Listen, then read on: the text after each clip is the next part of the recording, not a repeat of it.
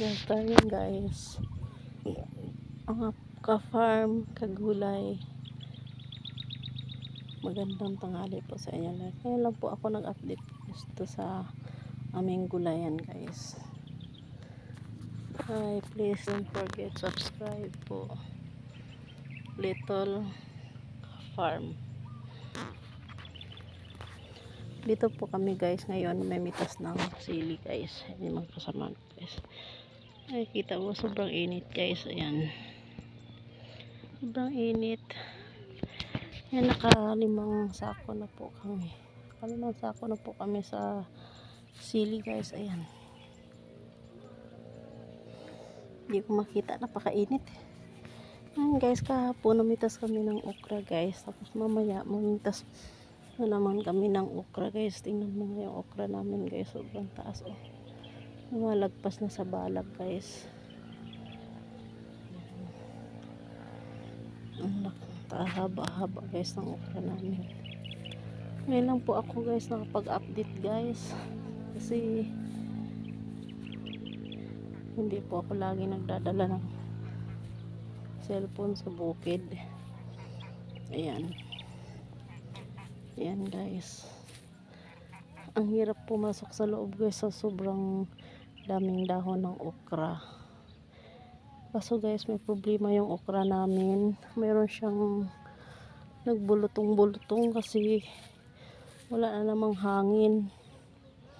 Siguro may insekto naman na hindi nahuli.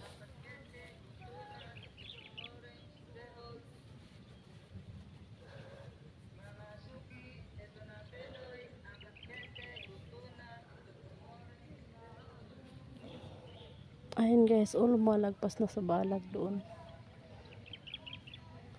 Ano ba yan? Ayan yung okra namin guys. Nakailang pitas na to guys. May 25, may 15 pitas na ata to.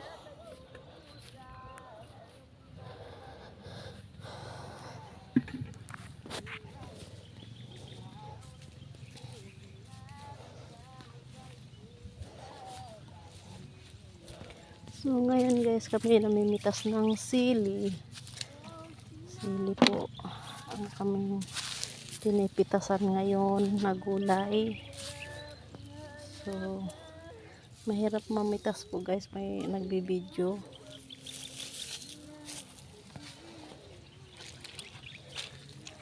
Ayan. Ayan guys. Tapos pa namin guys. Sobrang init ngayon guys. Tingnan. Yeah.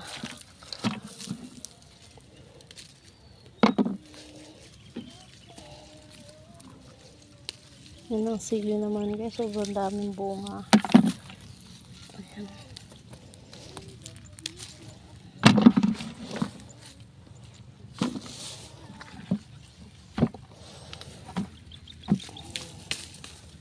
Yung mga bata lang yung kasamang mitas ko. Ayan sila oh. Baguhan lang po sila guys mamimitas dito. Kasi bago lang to siyang tauhan ng alik ko. So yung dating mamimitas wala na po guys. Kasi pag bakasyon na po sila. Kaya kami na lang po mamimitas ngayon. So guys, putulin ko na po ang aking video ngayon. Don't forget subscribe guys, like or share upang masundan po nyo yung aming channel, YouTube channel sa Little Farm. So good luck. Bye bye.